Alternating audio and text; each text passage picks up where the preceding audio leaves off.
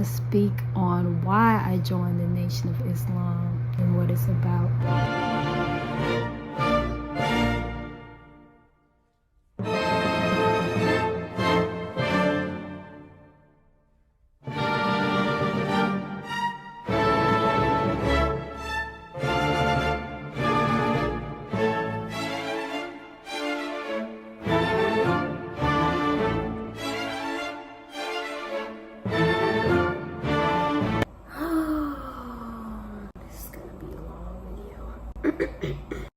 Probably re-recorded this video so many times over the past few years, trying to get it perfect, trying to get it right instead of just getting my story out there. But I heard Brother Coach Khan say in one power call that done is better than perfect. I was so worried about getting this video perfect that I'm allowing people to miss out on information that could possibly help them change their lives for the better. You know, that's a form of niggardliness, keeping something of value to yourself that Allah blessed you with to share with others. I'm gonna go ahead and record this however it turns out is how it was meant to turn out. It doesn't have to be perfect. It just needs to be heard. And eventually I'll get better at this the more I do it. I never will if I don't do it. So time to practice what I preach. My name is Sister Farah X. I joined the Nation on July 22nd, 2022. I would like to greet you all in the greeting words of peace. We say it in the Arabic language, which is our original tongue, Arabic. Assalamu alaikum, which means peace be unto you. I bear witness that there is no God but Allah, and that Muhammad is his servant and messenger, Allah, who came in the person of Master Farah Muhammad. In my childhood, my father did teach us a lot about our history. Black history. He would have us read different books, watch different movies on slavery and forced slavery, where we come from. I remember watching movie series Roots multiple times. We watched the documentary Hidden Colors. He wanted to make sure we knew the truth about who we are and where we come from. Now, I don't remember knowing anything about the Nation of Islam at all. I don't remember it ever mentioned, and if it was, I didn't know what it was, so it went right over my head. I remember Malcolm X being brought up in school, but I had no idea who he was or what he did. I just remember he would be brought up during Black History Month, civil rights activists, things like that. It wasn't until I was about 14 or 15 years old when I learned what the Nation of Islam was. I believe they had added the Malcolm X movie. They had added it to Netflix that year, 2016, 2017. That was my first time ever learning what the Nation of Islam was. What got my attention the most, we were raised not to eat pork. I remember I used to ask my parents, why don't we eat pork? They would ask in school, and I didn't know how to answer them. I was just obeying my parents, who told me not to eat pork because it was bad for you. They've said what says in the Bible not to eat pork. I still didn't understand why we didn't eat it. We weren't raised under any religion. I haven't read the Bible. I didn't know anything about the Bible, so I didn't even know what that meant. The Bible's the word of God. God is the creator of the universe. He said, don't eat pork.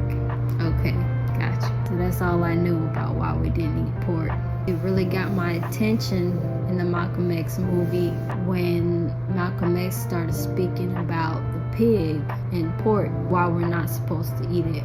Scientifically isn't good at all for us to eat. That really got my attention. Any movie where black people are coming together to stand up for a cause, it always moved me, sometimes to tears. I cried the first time I watched the Black Panther movie because there was something about seeing black people come together that always moved me.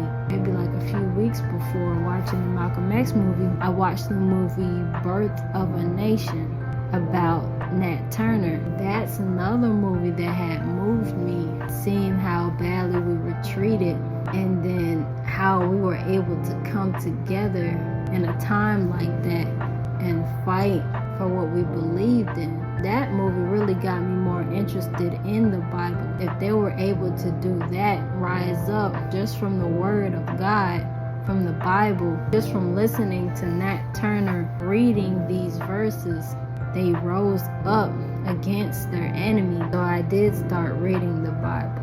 I don't think I ever really made it past Genesis. Once it got down to the breakdown of the family tree, I started getting kind of bored because I wasn't understanding it. So yeah, I didn't know anything about the Nation of Islam until the Malcolm X movie. And that movie changed my life. It showed me and taught me what the nation was really about. Minus the parts where they tried to make the nation look bad. Really, this movie, it had the opposite of the aim they was probably hoping to achieve, which was to deter us from the nation. This movie brought me towards the nation instead.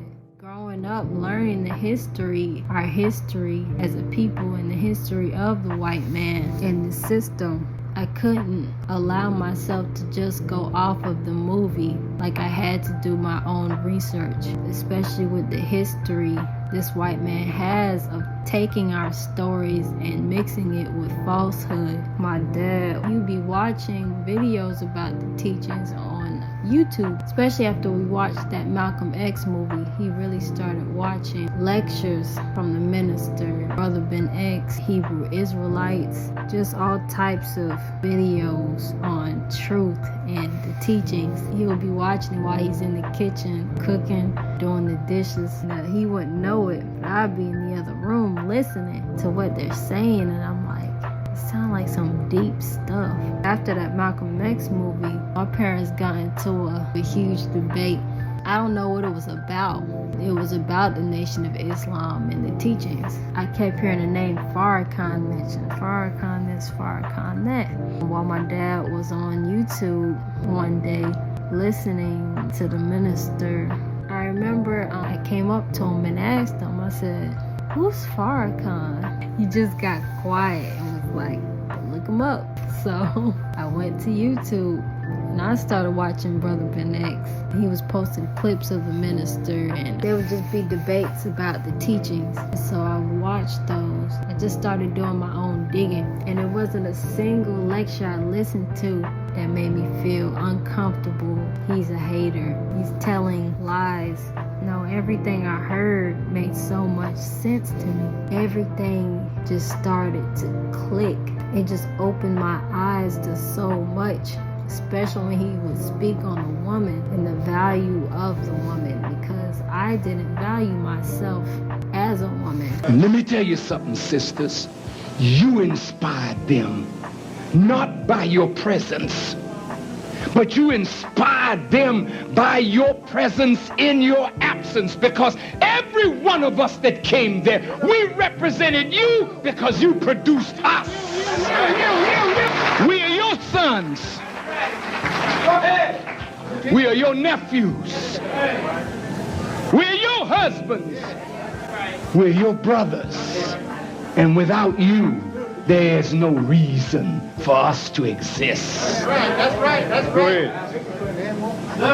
I call the black man to atonement. Listen now, listen. For how we have mistreated you. That's right. Oh man, that's so good. And they came. And the world saw. I remember actually hating the fact that I was a woman. Like, I used to ask God, why did you make me a female? I didn't understand my value, my purpose as a woman. I thought the woman's only purpose was to basically be used, get used and abused by the man, make babies. I didn't know what our true purpose or value was. So when I learned that, it was just so deep. It made me want to do something different. It made me want to change. I saw my dad reading How to Eat to Live. I asked him if I could read it. I had already been vegetarian at the time. I had already been into healthy eating when I became vegetarian at 12 years old. After watching the documentary What the Health in school, I wanted to become a vegan. And I eventually did become vegan. At first I took off the chicken and beef, kept seafood, so I was pescatarian for a little bit. And I slowly let go to seafood, and after about 4 years of being pescatarian then vegetarian, I switched over to veganism. I was vegan for 3 years. I read How to Eat to Live. And that book, it was just so deep because it was so much deeper than just food. It wasn't just about food. It was about the truth about who we are. It was knowledge of self. It spoke about God coming in the person of Master Muhammad to give this information. And after reading that book, I was like, this had to have come from God in person. Who else could have known what this book was speaking about? No one else was speaking like this. No one else is speaking about this. No one else is saying that nuts take 5 years off of your life. Where would he get that information from? Everything in it just made sense to me. It spoke on how this is a commercialized world, and everything in these stores is not going to be good for us because they're looking to make a profit. Your health is not a priority to this system. They're killing us slowly. They're profiting and benefiting off of us slowly dying. They're sending us to the hospital with the food they're putting for us in the store that are keeping us sick, keeping us using their system. Another one of the first books I read by the Most Honorable Elijah Muhammad was the book of Yaqub, which speaks on the origin of the white man, the Caucasian, where he comes from, how he was made, how he came from the black man. It just made so much sense to me. Before that book, I didn't know we were on this earth as long as we were. I didn't know that the white man was a made race. I didn't even think about it. I didn't think, where did the white man come from? That book just opened my eyes so much as well. Only God in person could know this. Where would this come from? Everything in it was right and exact. I just felt in my heart that this was the truth. From the moment I first heard it, the truth proves itself. Just observing the world around you, you see that this is the truth. So after learning what the Nation of Islam even was, that's when I ended up learning that my grandfather, my father's father, was a member of the Nation of Islam as an FOI. But I did not know it. They told me as a child that my grandfather was a Muslim and that my dad was Muslim. But I didn't know what a Muslim was.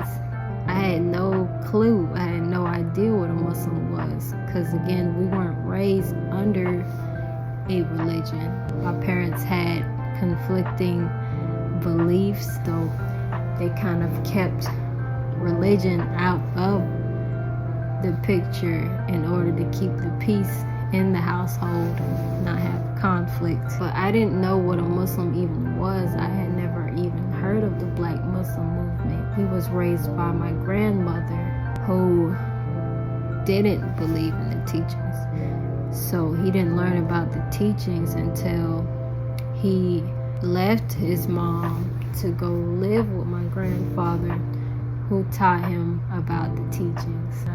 I had no idea.